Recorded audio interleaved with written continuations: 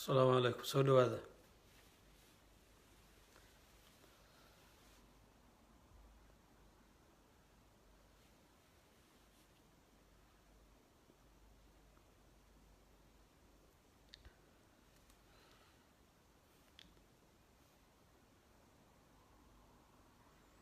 aad baan idin salaamaya aad baan idinka qaaday manaxaji soo dhawaada walaale sidaan idin sheegayba waxaan idhi live aan soo geli doonaa mar dhow hadduu allahu yidhaahdo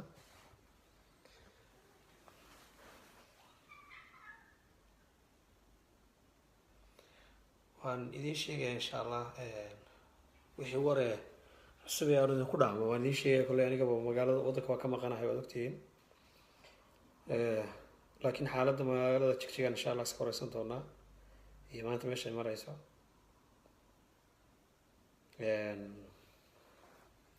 soo dhawaada miyaan yar sugaa misena waa idin bilaaba horta codkayga ma la maqlaa si fiican ma loo maqlaa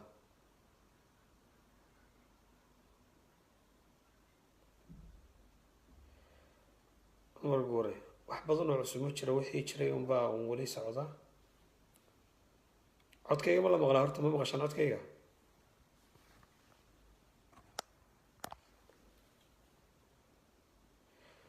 haddii codkayga aada maqashaan haa isoo qora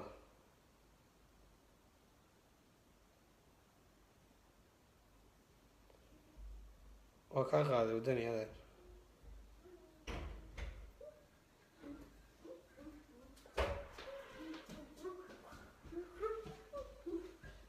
qadar hudow waan isku dayi doonaa insha allah Hola, abo dadka ma la hadlaysaa Lasha. ya Up to you, okay? Up to you. abo ma la hadlaysaa dadka ma salaamaysaa You can make your demo. may maqashaan codkayga si fiican ma lai maqlaa horta haddaad i maqashaan waa jeclaan lahaa inaad isu joog celisaan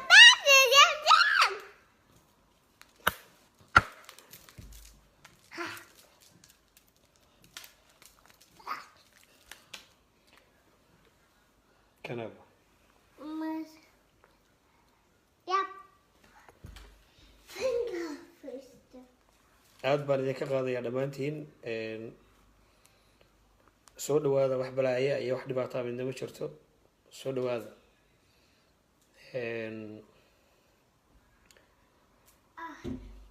waan iska bilaabanaynaa wax yar kolley inkastoo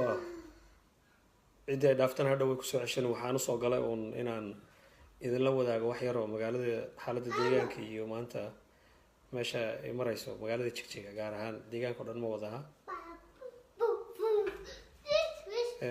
waxaana jeclaan lahaa oon idinka codsanayaa dhammaanteen soomaali baynu wadanahay meeskan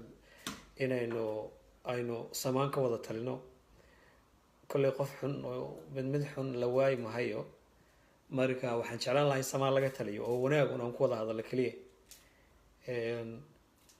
feer qaloocan laynaga waayo maayo xaaraan bay ka tahay haddaad i maqlaysaan aad baan idiin salaamayaa asalaamu calaykum waraxmatullahi wabarakatu salaanta muslimka idin salaamayaa dhammaan ummadda soomaaliyeed meel kastoo aada joogtaan waan idin salaamayaa soo dhawaada qalbi furan kusoo dhawaada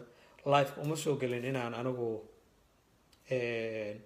inaan waqti ku lumiyo ama aan fan ahaan usoo galay ma aha waxaan doonayaa kaliya xaaladda magaalada jigjiga inaan idinla sheergareeyo iyo waxay maanta heel idinka baahan tahay kaliya waxaa jirta magaalada jigjiga oo dhalinyaradii iyo dadkii iyo warkoodiiba waxaa haysta oo ay warkoodii looga laaya waxaa weeye layd la-aan baa jirta oo dee dhibaatadii ka dhacday darteed ayaa laydhkii u go-an yahay sidaa daraaddeed ma haystaan khad ku filan oo ay dhalinyaradu magaalada ma dadkiiba ay kula sheergareeyaan dadkoodii banaanka jooga abo ida abo okay haya abo ida marka maadaama internetku ayaga ku yaryahay inaan markaa anagu inta banaanka joogta aan u sheegno dadka banaanka joogay ama wax xumeynaya ama wax wanaajinaya ee miidiyaha dagaalka ka wada ama dhan wanaagsan ha wada ama dhan xun ha wadeen inaan idinla sheergarayn xaaladda jirta la idinka baahan inaad samaysaan kaliya usoo galay waad mahadsantihiin kool dhaweyd warar badan baa horta isdhex ordahay oo magaalada jigjiga waa sidan iyo dagaalaha ka socda iyo maxaan ku raadayay haya iga raalli hada wax yar shaantiba waxa way gurigii joogto oo say doonto iga maamulanaysa raalli hada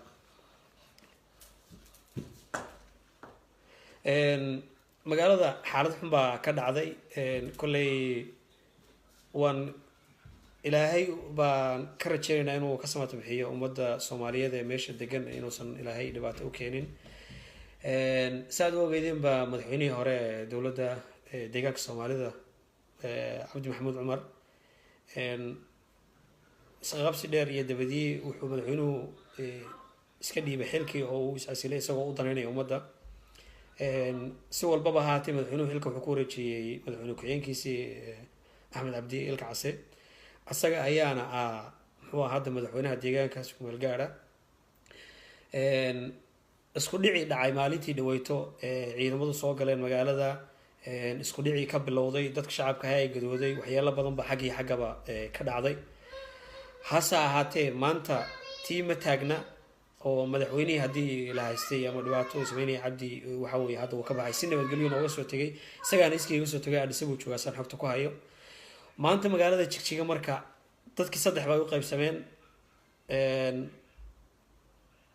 nin wanaag sameynayo oo doonahaya ummaddu inay nabadgelyo ku noolaato oo wanaag rabo oo le war isdejiya wax qalalaasi iyo buuq mar waa dhici karaa laakiin waxaan ilaahay baa qadaraya buuqa inaga daaya oo aan nabadgelyo ku noolaano iyo in balaayo sheega oo doonayso inay weligeed wax burburiso unoo dab kicinaysa iyo in jaha wareertay oo shacaba meel ay ku haagataba garan la magaalada jigjiga maanta way degan tahay shalay madaxweyne axmed ilka case wuu hadlay wuxuu yidhi war xafiisyadii waa shaqo bilaabayaan dukaamadii oo dhan ha la furo magaalada nabadeedii ha lagu soo celiyo ciidanka militariga meesha joogana cidna waxba yeeli maayan cidnana waxba lama dilahayo wixii dhacay ee shil ku dhacay wuu dhacay laakiin wax hadda taagan wax dhacaya ma jirto ciidanka liyu booliska xerooday ku jiraan nabadgelyo ku joogaan magaalada dadku baahiyaysan u dhammaan iyaysan dhibaato dhicin inagu yaanan isqixinin magaalada hala furo dukaamadeedu madaxweynuhu shalay ku khudbaday iyo stephen aad daawanayseen mooyaan garaadadii iyo magaalada salaadiinta joogay way hadleen waxay yidhaahdeen magaaladu sidaas oo kale u hadleen oo yidhaahdeen magaranaysaa nabadgelyo iyo aan ku joogno oo magaalada yaan laga qaxin oo yaan la islaynin taasina waan soo dhaweyneynaa laakiin dad baa doonahaya mediaha jigjiga khadkuu ka jaran yahay oo laydhkii baan jirin laydhku meeshuu dagaal ka dhaco de waxbaa ku guban kara laydhka waa la gooyey laydhka haddii la gooyey internetna waa tegahayaa war dadka mediaha jooga ee halkan jooga ee intay soo sheergareeyaan videoyadii south africa la isku leynayay ama kuwa kenya ka dhacay intay soo sheergareeyaan ku qorahaya waa dowladdeegaanka waa dadkii deegaanka oo la leynaya axmaara leynayso walaalayaalow dabbaad hurinaysaan ummad baad meesha ku leynaysaan sidaas maaha xaaladu magaaladu way nabad qabtaa magaalada waxaa lagu amray cidna inaysan ka qaxin dhanka wajaala loogama bixi karo dhanka dhagax buurna loogama bixi karo magaalada ammaankeeda la doonaya dadku waa maati ma qaxi karaan inay meeshooda joogaan wax dagaal iyo wax rashbada iyo wax balaayo ka socotana ma jirto baajaajyadu engage bay ku shaqeynayaan baajaajyadu way shaqeynayaan maxaan ku rahday dukaamadu way furan yihiin magaaladu way isku socotaa dadka mediaha fadhiya ee fadhi kudirarka ee doonaya inay dadka qaxiyaanow war soomaaliya inta 30 sano burbur iyo dagaal ku jirta waad ogtihiin maanta inuu maalin walba qarax ka dhacayo dadkan hadday qaxaan aad qaxisaan xageed geenaysaan ii sheega waa qalad ilaahay soomaali weyn nabad ha kusoo dabaalo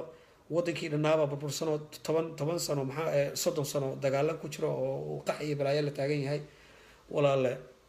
wadanku waa nabad wixii dhacay ee buuq ahaa iyo wixii dhacayna dee inqilaab waa iska dhici karaa ama buuq waa dhici karaa wax xag alle ka yimid u qaata haddana xaaladda uu dejiya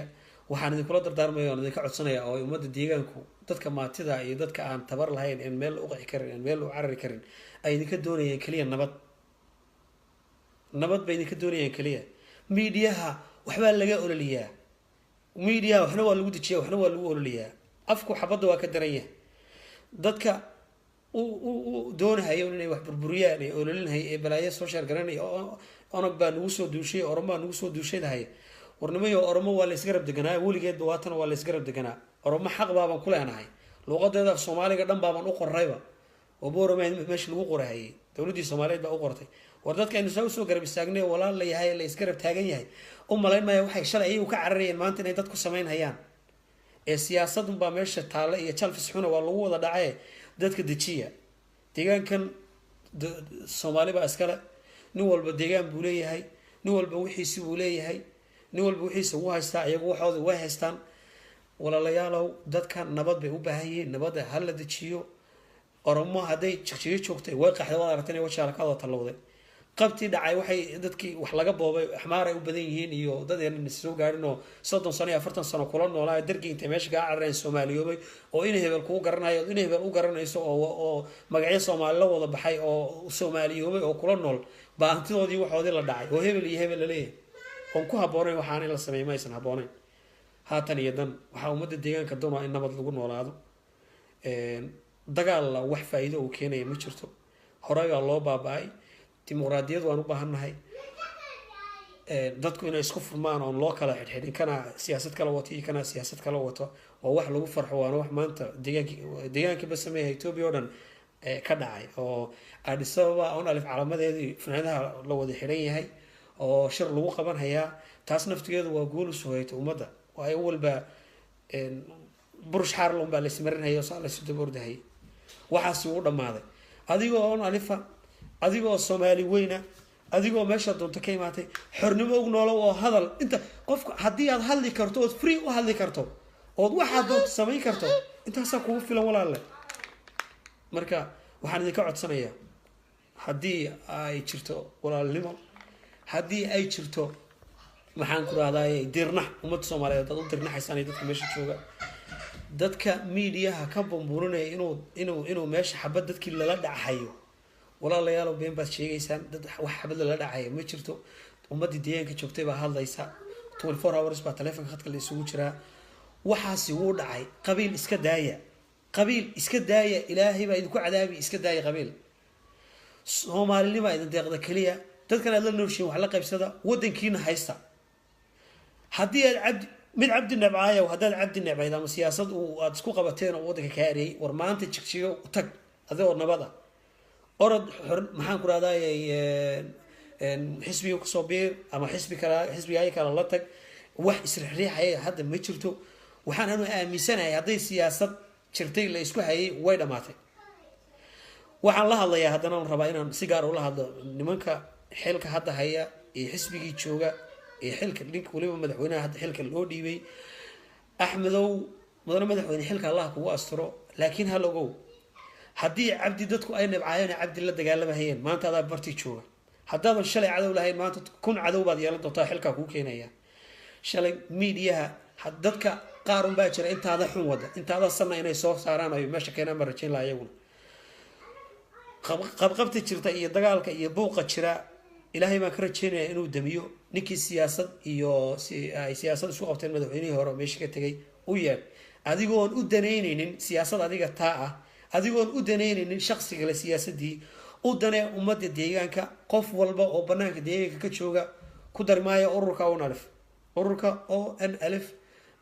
in ka badan 30 sano ay banaanka jiraan waxay u dagaalamayeen wada hadal iyo hawshooda ayaga u taala oo anigu halkaas faragelmay siyaasiyiin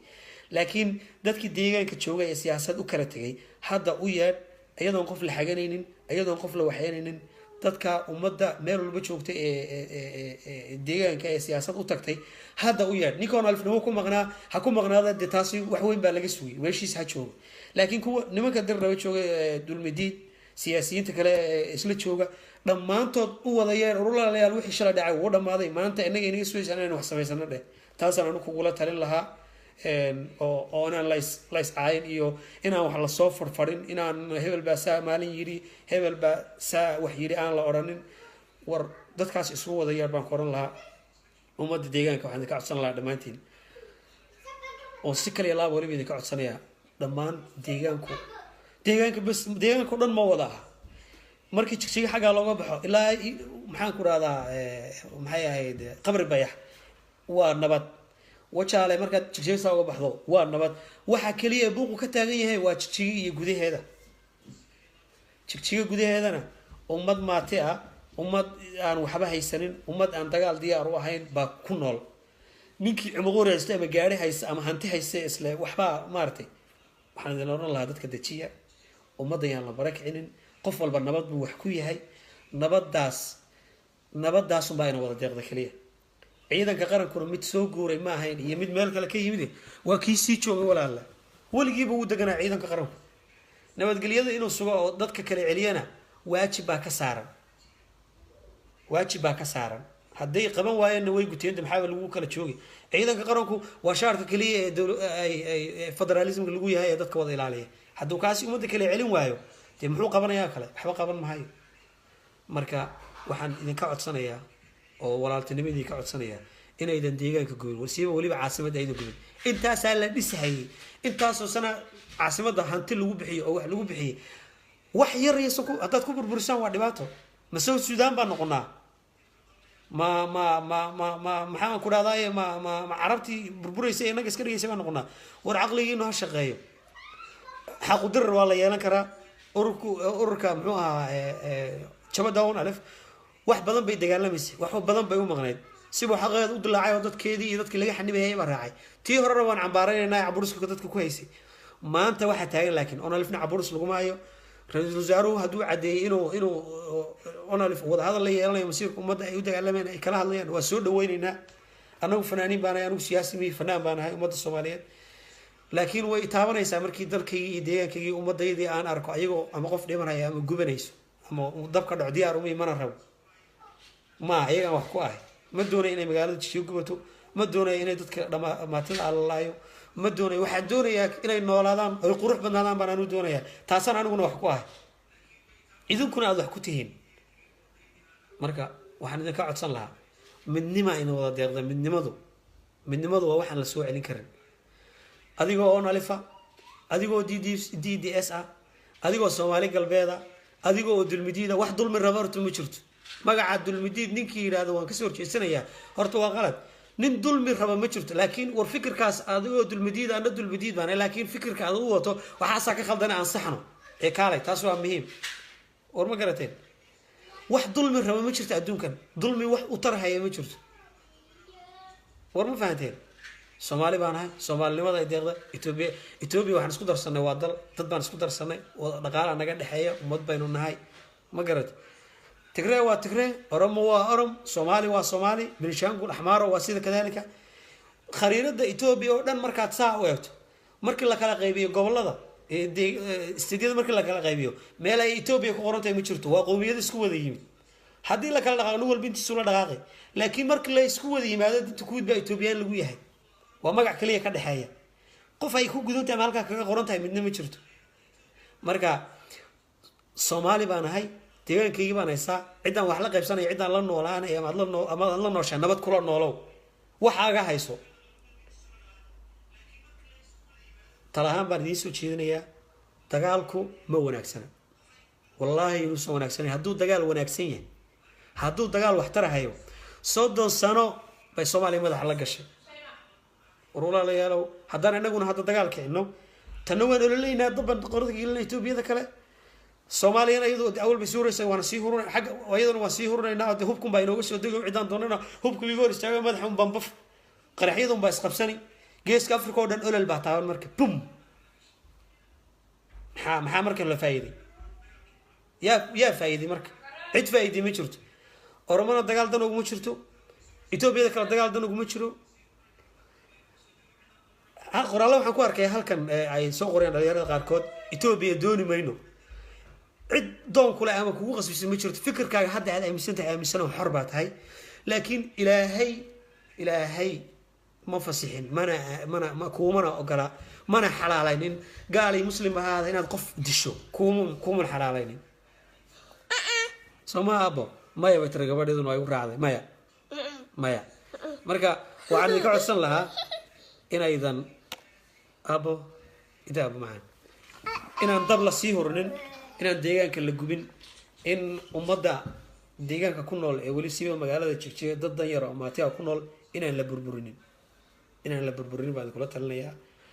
oromo waxay shalay ka dagaalamaysay soomaali kuma samayn karto deegaanna kuma samayn karto riyaala xamid baa habeen sii hore markii ay meesha u qabsaday abiy life uu soo galay oo uu dadka la hadlay eray waxaan ka qoray ah haddii ay oromo kursiga uun maaragtay ay ka kacsanaysay tigree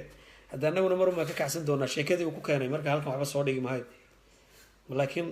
sheeko fiican bay ahayd aada murti u ah marka waxaan idinkula dardaarmayaa magaalada jigjiga maanta waa nabad ciidanka qaranku wuu joogaa waxbuu ilaalinhayaa oo dadku kala celinhayaa ciidanka liyo booliiskan xeryahooda ay joogaan dadka magaalada lagama qixi karaa la yidhi hala deganaada dukaamadii waa loo furay wax walba sidoo sibu kusoo noqday waxaana ilaahay ka baryahayaa in ay nabadgelyo waarto ay sii socoto oo dadku ay meeshooda ay nin walba ku nagaado oo maxaan ku rahdaay ay sii socoto nabadu xukuumadda hadda jirtana haddii de madaxweynaha cabdi madaxweynihii hore dowlad deegaanka cabdi maxamed cumar hadduu ama dagaal waday ama rashadbad waday haddii xilki waa ka degay wuxuu ahaaba maanta xun iyo sanba cafis in layska cafiyo ciddii xawaasana ha cafiyo ciddii dambi ka galay ha cafiyo wuxuu wanaajiyey waan uga mahad celinaynaa ha lays cafiyo madaxweynaha ha la cafiyo madaxweynihii hore deegaanka la cafiyo haddii de aad caloosha wax ku qabto oo aad maaragtay de dhibaato badan oo aad ka tirsanayso dee maanta waa walaalkaa wixii dhacay qalad waa dhacay laakiin lama soo celin karo intaas ahaan baan aaminsanahay waxaana rajeynayaa ciidanka liyu boolisku inay ogaadaan ummadda deegaanka masiirkooda ummadda deegaanka iyagaa ciidan u ah inaysan dab kusii hurinin inay ilaaliyaan inay xeryahooda ku jiraan inaysan dagaal bilaabin haddii ay ka fursan weydo ay arkaan inay xaalad kale isku cakiranto dee baakab ha joogaan ummadda deegaanka ha difaacaan laakiin eega inay isku dayaan in nabadda dejiyaan waxay waxa uu ciidan u yihiin waa ummadda deegaanka tabarta yar kuwaasay ciidan u yihiin madaxweynaha hadda joogana siday madaxweynihii hore ula shaqeynayn si lamid ah ula shaqeeyaan saasaan anigu ku dardaarmi lahaa magaalada jigjiga waa nabad waad mahadsantihiin wixii hore ay soo gaadhay videoya ay la iisoo dirahayeen sugahayeen oo maanta magaalada jigjigana hadday soo gaaraan inkastoo khad la-aan yihiin waan idiin soo daraya insha allah haddii la yidhahdo waan idiin soo gelin doonaa waxaan doonaya kaliya usoo galay waxaa weeye inaan idiin sheego magaalada jigjiga inay nabad u baahan tahay nabadna tahay laakiin media dadka ku jira doonaya inay dab kiciyaan eele madaxweyne cabdi baa la afduubtay haddaa la soo celiyay madaxweynenimadiisi uu kusoo noqday sidaas maa xaaladu waa inaad wax fahantaan clickta iyo websaydyada iyo streamka youtube-ka intaad isku xidhateen bajajka aad doonaysaan in ladiin daawadeed kharash ka samaynaysaan ummaddaanada mar inay koolasha raalli ahaada 100% raalli ahaada magaalada jigjiga nabad baa looga baahan yahay intaasoo milyan oo bir baa ku baxday guryeynteedii iyo waxaynteedii dhisideedii war maanta haddii dabdabada laga geliyo la burburin innagu baa wax iska burburin oroma waxba lagama burburin hal oroma amaba jooga magaalada dagaalka dhacay waaba ka qaxeen ciidanka qarankuna oromo ma noqon karo ciidanka qaranka dhan ee isku jira oromo ma noqon karo jigjiga hadday olosho dirdhabana waa ololi soomaali baa labaduba wada degan iyo oromo waa la wada degan yahay dirdhabana ha burburinina jigjigana ha burburinina ummadda danyartaana ha burburinina intaasaan idinka codsanayaa asalaamu calaykum waraxmatullaahi wabarakaatu waad mahadsantihiin haddaan gafayna shaydaan baa ka adeegtay raalli ahaada haddii qof codki hadalkayga ka xumaaday meesha idinku jirana walaala raalli ahaada waad mahadsantihiin mar walba waxaan jeclahay deganaanshaha ummadda jigjiga nabad waarta ayaan ilaahay uga rajeynaya waa nabad garaadada iyo ummadda joogta garaadada waxaan intaan ka bixin waxaan la hadlayaa garaadada iyo salaadiinta iyo odayaasha jooga magaalada dirdhaba waxaan idinka codsan lahaa aan mar labaad iyo mar saddexaad idinka codsanayaa shalay wixii dhibaato haddaa dhibaato badan tirsanaysa oo dhib laydiin geystay maanta madaxweynihii waa isbedelay deegaanka inaad tagtaan baan rajeynayaa xukuumaddii hore dadkii ahaayee meesha xilka hayana waxaad siisaan waqti yaan lagu bilaabin dagaal iyo bahalkii taga oo dadkiina hadaad wax u qabanaysaan oo bahalkii aad sameynaysaan oo deganaansho ummadda kusoo celiya la safta madaxweynahan cusubna u caddeeya inaydan isaga dagaal kula jirin inaad doonaysaan ummadda masiirkeeda in la helo si wax wanaagsan in la helo horumar lagu tallaabsado oon la iscaburin intaa kaliya inaad doonaysaan